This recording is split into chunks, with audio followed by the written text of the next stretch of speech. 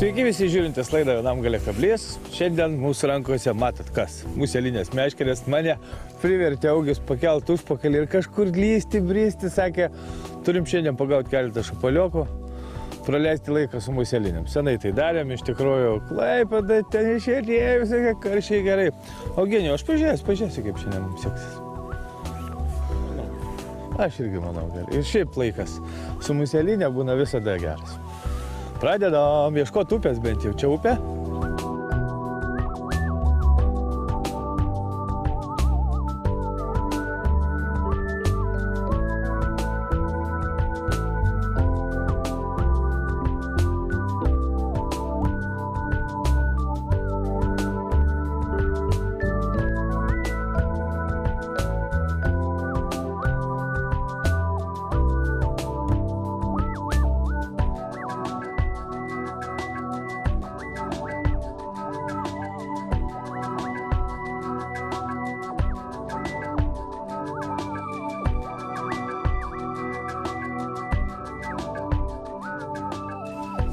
Davė vabalų kažkokiu tai dėžę visą.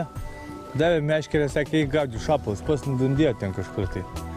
Nežinau, kaip jas gaudė, nei ką. Žinau, kad pavadėlis, sakė, neplonesnis 20 mm. Dabar, pavyzdžiui, žiūrovas pirmą kartą ateitų. Gerai, muselinę mes gaudomės kiršlius, upėtakius, duotų va tokią va daiktą. Sakė, tai gaudė. Aš čia neįtikiu, kom čia gali pagauti to vikšrų gal. Nu, liepia tai liepia.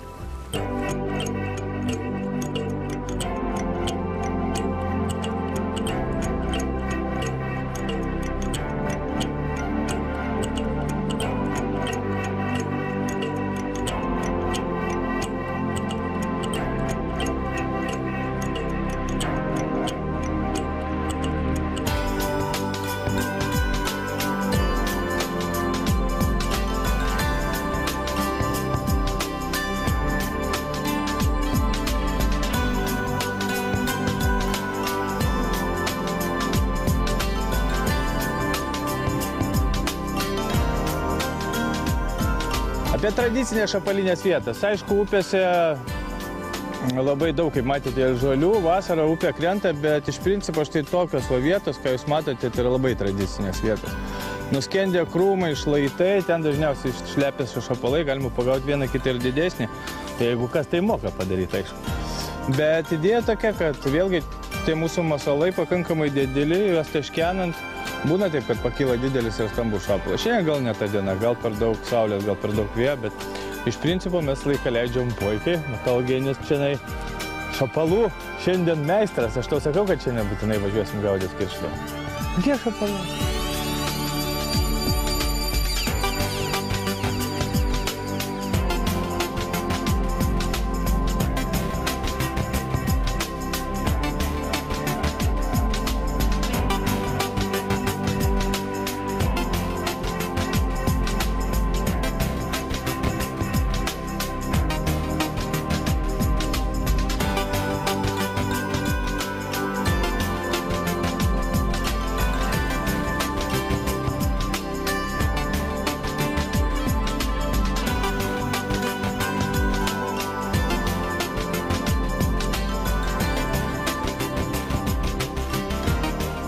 Gerai, pradžia.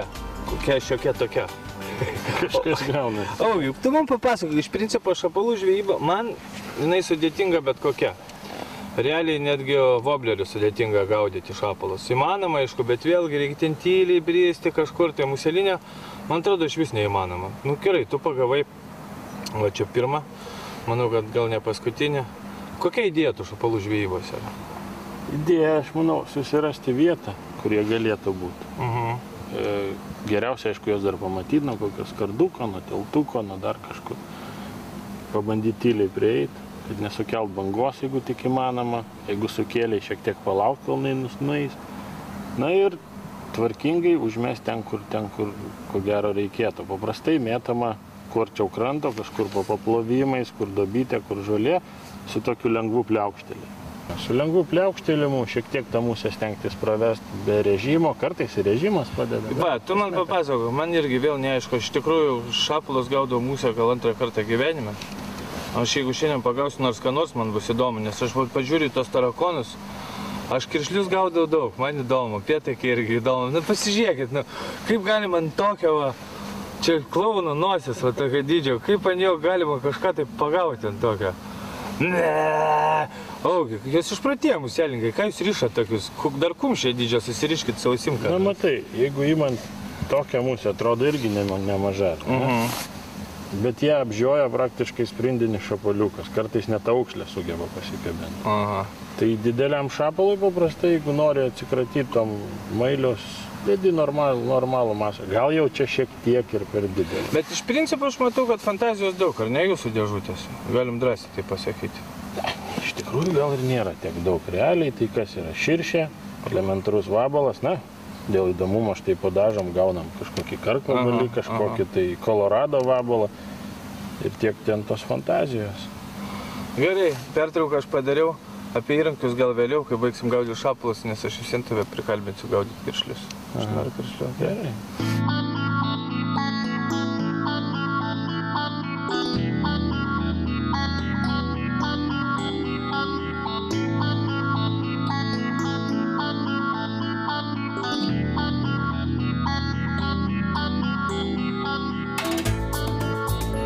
Kaip neišbaidyti šapalų, tyliai reikia eiti upeliu. Ne, iš tikrųjų nežinau. Bet, aišku, tradicinės vietos, apie kurias pasakojo Augis, va, aiškiai priekį matosi labai. Tokie pagaliai virtę, srovės. Kaip čia jas pagauti? Nežinau.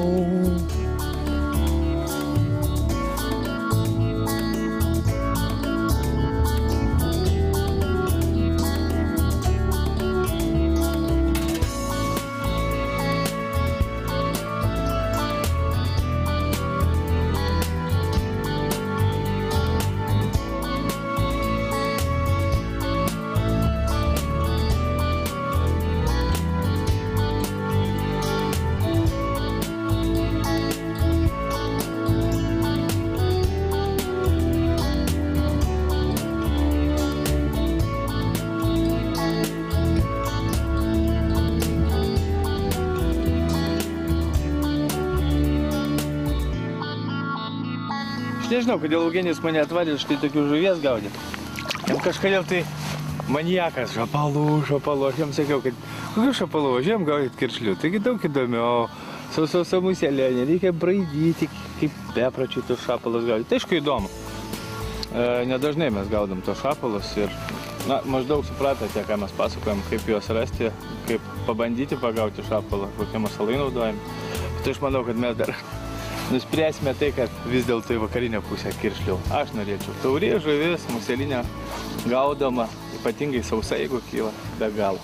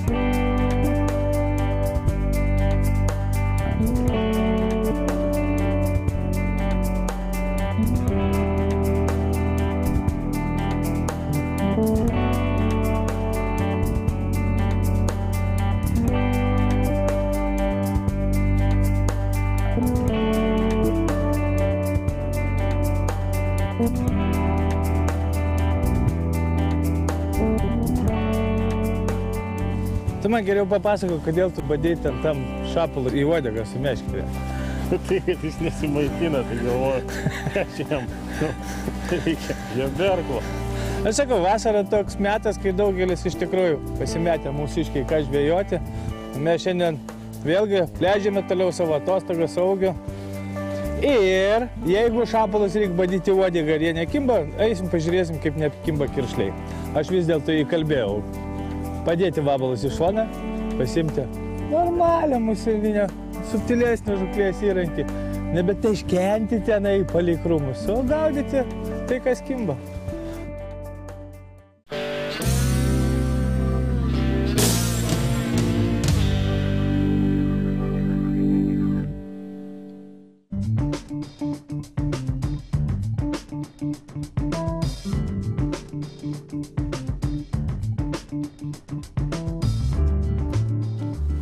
Kiršlių žvejyba yra daug paprastesnė, man asmeniškai paprastesnė, iš tikrųjų daug kas sako, kad šapalus gaudyti paprasčiau, aš nežinau. Šiaip, gal ir ne ta diena buvo, gal ir ne ta vieta, čia reikia irgi daug kalbėti. O kiršliukus mes kaip visada gaudom. Man kas patinka, tai kas yra labai subtilu ir gražu. Čia mano bičiulė Donata daug labai pririšta Ernesto ir Šarūno muselį. Gražu, kažkas panašaus į žeminę, palydinę žūklę, į avižėlę mažytę. Tu ją dugnu ridenį, jauti kiekvieną akmenukas, tuk. Kaip patraukia tas kiršlys. Nu, jeigu tai bus. Bet visien reikia bristi, bandyti ir žiūrėti.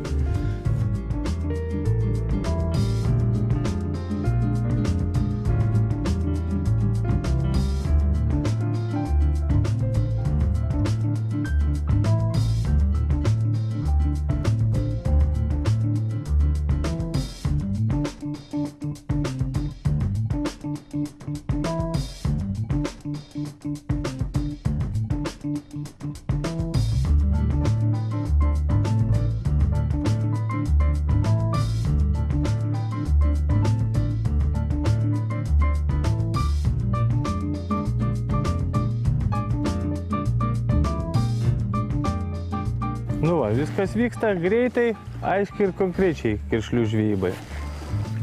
Ne patys didžiausi, bet bent jau jie kimba kaip už patrankos. Juhu! Sena graži žuvis, nori, nenori graži.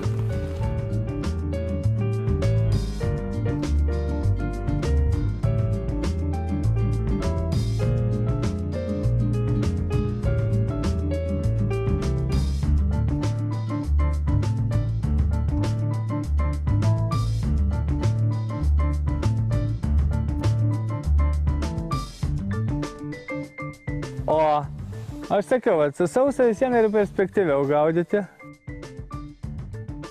kiršlės. Ir žiūrėk, aš čia praėjau su nimfutė, gilio nėra, ta nimfutė kabinasi. O čia žuvis, prašau. O,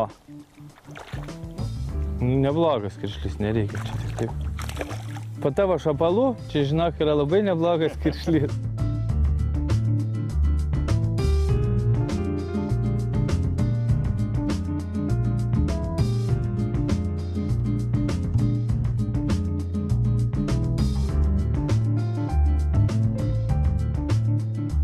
Va, kitas tai draugo nepakviestų, žinok.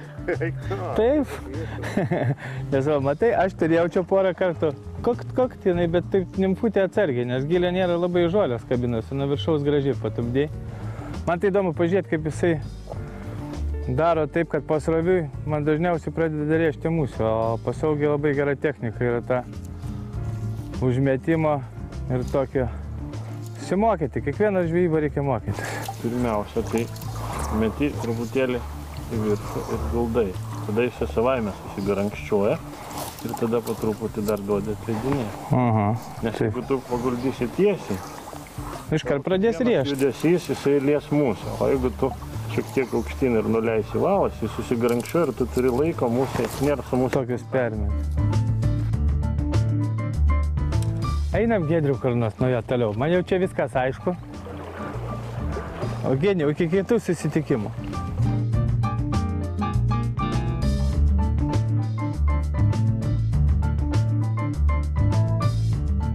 Va, iš Eugenijaus gavom pamokų. Aišku, technikos trūkumą aš savyje jaučiu, nes tas gyvenime ne visada priverčia tą muselinę imti rankas 2-3 kart per metus. Ir aišku, reikia dar daug atidirbinėti, ypatingai šapalų žvejybai. Bet aš šalininkas, kaip matėte, jeigu pasroviui, tai su nimfa tada žygiuoju, tada man paprašiau. Jeigu su sausa noriu, aš dažniausiai renkuosi prie srovę, man paprašiau tada gaudyti. Ir sausa muselė. Aišku, viskas su sausa įdomiau. Ir ypatingai dabar, kai matėsi, kas vyksta. Vanduo žemą, žolių labai daug, su nimfa praktiškai pagaudyti nebeįmanoma. Rudeniop arba ankstyvą pavasarį. Bet dėsim sausą, žiūrėsim, kas čia ant jos kils. Tikiuosi kils lygiai taip pat kaip augiai. Šiek tiek silikono, arba tą vadinamą danų silikoną. Tikrai gerai musė yra, mažiau jinai skęsta. Ir iš principo, kai kiršlys užkimba, apseilėja. Labai sunku išdžiovinti, daug labai virš galvos mostų reikia daryti, o silikonas padeda iš tikrųjų. Ką, važiuojam?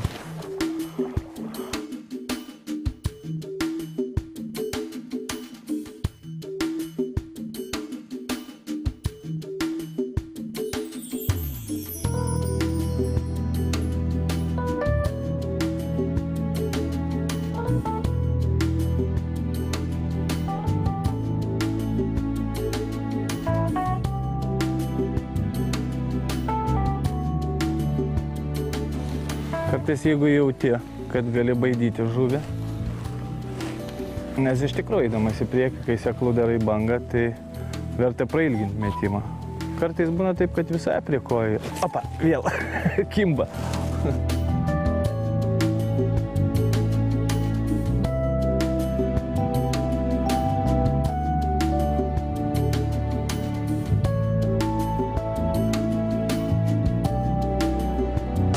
Va, čia tai kiršlys, aš suprantu, kad jau ajajai, duos jisai dar jėgų turi pilną. Va, yra į ką į ranką jau paimt. Vyras toksai.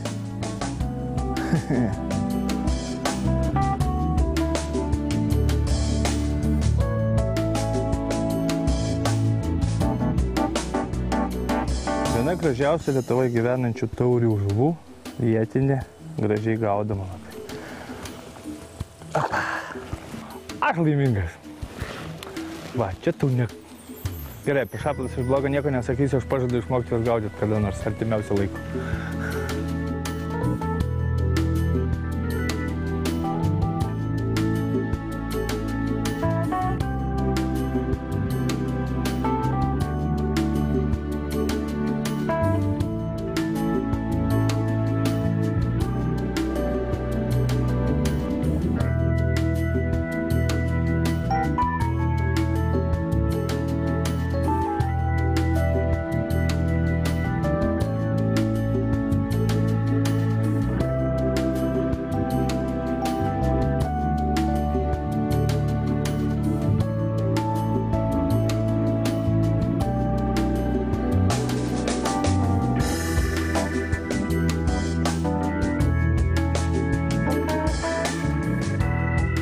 Riebalinis lašišinis pelekas, įrodymas, kad tai yra lašišinė žuvis. Upėtakis turi.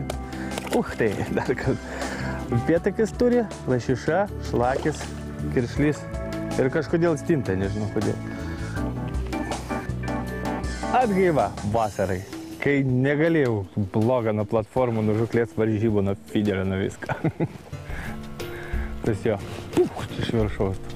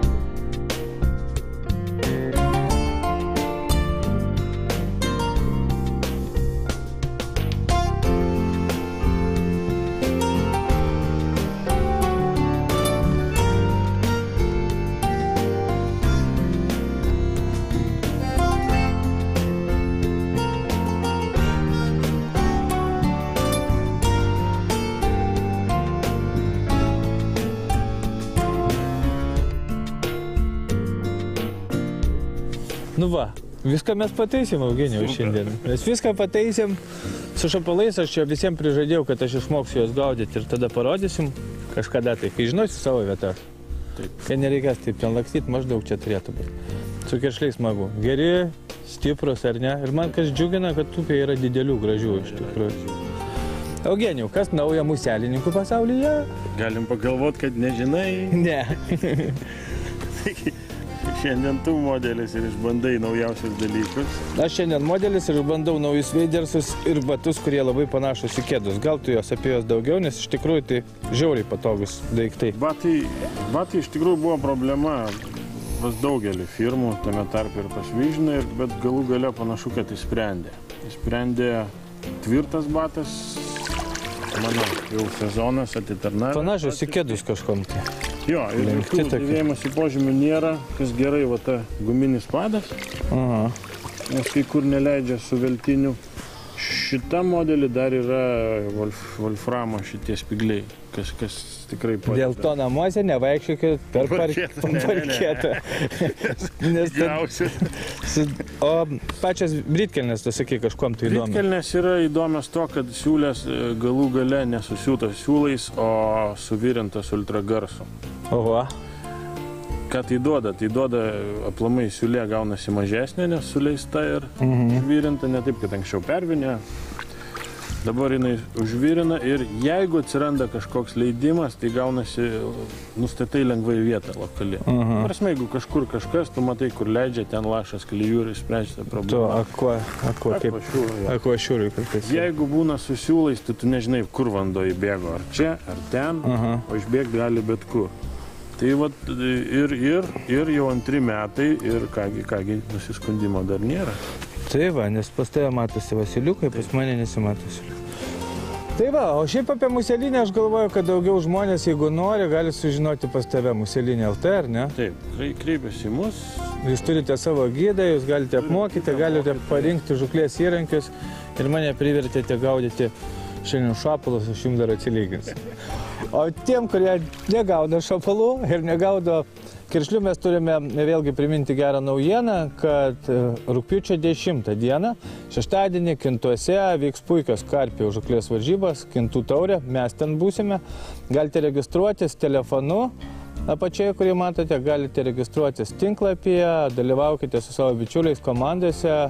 Taisyklės labai paprastos. Komandoje 2 žmonės gali naudotis po 1 meškerę su 1 kabliuku. Tai gali būti arba dugninės, arba plūdinės meškerės. Ir gaudė 26, kuriame šiemet niekas negaudo, taip kad žuvies ten yra begalė, pačios įvairiausios, didžiausios. Praėjusioje laidoje su Eugenijum jūs matėte, kaip teko išlupti 10. Tikrai nemažiau. Nemažiau, 10 kg karpį su fideriu, visai netam skirtu, netokiam monstram ir buvo smagu. Buvo smagu ir šiandien su tavim, Eugenijai. Dėkui tau. Dėkui, Pauliau. Dėkui visiems, žiūrėjusiems, atkentėjusiems šitą muselinę laidą, ypatingai pirmą dalį su šapalais. Viskas, neišvyno jėgos, vasara tęsiasi, dar vasarojame, o rimti mūsų reikalai lauks rudenį, lauks prieš lūdai, visokias lydegas, ten išėrė ir visokiai. Po savaitės.